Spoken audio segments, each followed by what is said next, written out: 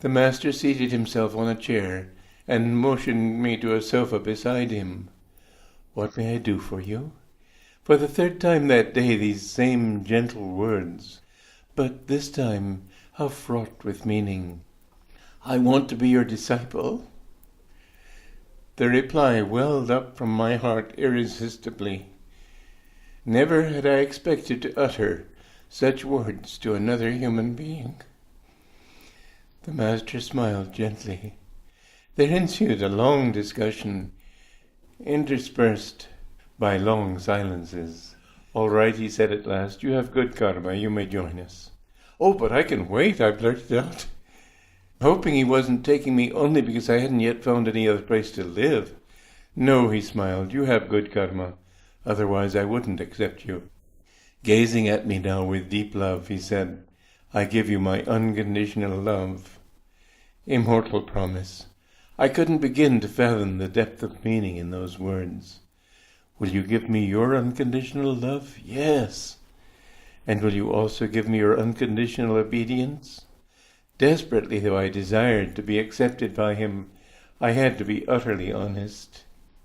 "Suppose some time," I asked, "I think you're wrong."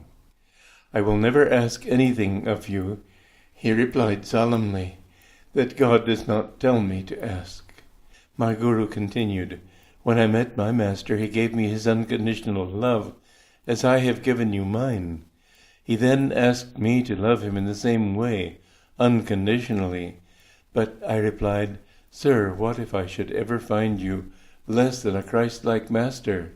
Could I still love you in the same way?' My master looked at me sternly. 'I don't want your love,' he said. 'It stinks.' 'I understand, sir,' I assured him. He had struck at the heart of my greatest weakness, intellectual doubt. With feeling I said to him, 'I give you my unconditional love.' He went on to give me various instructions. 'Now then, come kneel before me.' I did so. He made me repeat in the name of God, Jesus Christ, and the rest of our line of gurus, the vows of discipleship and of renunciation. Next he placed the forefinger of his right hand on my chest over the heart. For at least 2 minutes his arm vibrated almost violently. Incredibly, from that moment onward, my consciousness, in some all-penetrating way, was transformed. I left his interview room in a daze. Norman, on hearing that I'd been accepted, embraced me lovingly. It was unusual, to say the least, for anyone to be accepted so quickly. A few moments later, Master came out from behind the open curtain on the lecture platform. Smiling at us quietly, he said, "We have a new brother."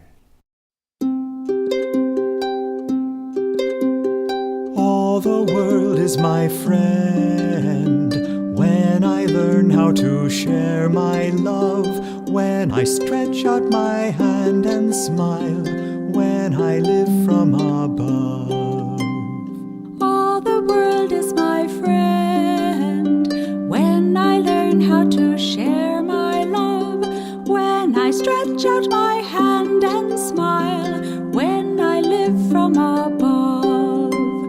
All the world is my friend when I learn how to share my love, when I stretch out my hand and smile, when I live from above.